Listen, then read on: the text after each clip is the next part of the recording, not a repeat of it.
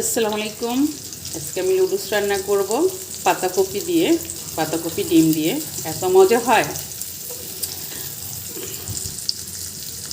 পেঁয়াজ দিয়ে দিয়েছি আর সাথে কাঁচামরিচ।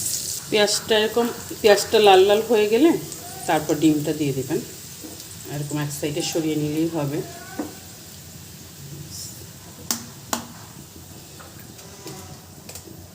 দিয়ে দিচ্ছি ডিমটা।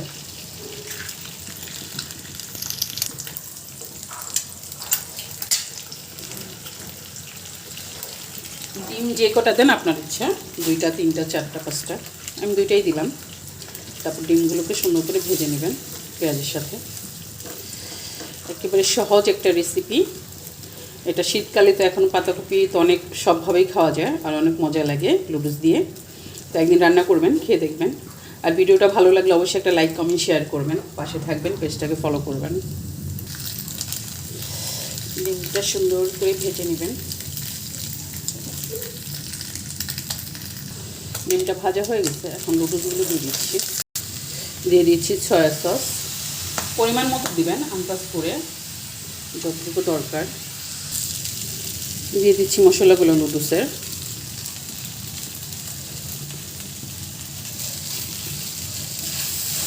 সব একসাথে দিয়ে নেড়ে চেড়ে নেবেন।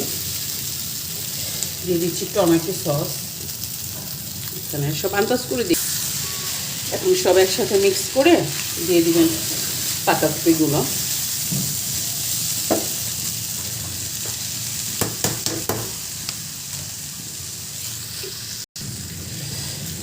আপনি চাইলে লুডুসটা একটু বাড়িয়ে দিতে পারেন, পাতাকপিটাও আরও একটু কমিয়ে দিতে পারেন। আমি একটু বেশি দিয়েছি পাতাকপিটা, লুডুসটা একটু কম, পাতাকপিটা বেশি।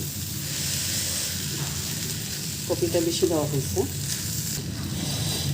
দেখুন হয়ে গেছে লুডুস। আর পাতাকপি তো বেশি সিদ্ধ করবেন না, হালকা একটু কাঁচা কাঁচা রাখবেন, মজা হয়, ভালো লাগে খেতে। আর ভিডিওটা ভালো লাগলে অবশ্যই একটা লাইক কমেন্ট শেয়ার করবেন, পেজটাকে ফলো করবেন। আর আমি তো আপনাদের জন্য সহজ সহজ রেসিপিগুলোই দিই, ঝটপট, আর অত টাইমও নেই না। একেবারে আমি অল্প সময়ে ভিডিও করি, 2-3 সেকেন্ড। পুরো ফুল ভিডিওটা দেখবেন, পাশে থাকবেন। তো আজকের মতো শেষ করছি। আল্লাহ হাফেজ।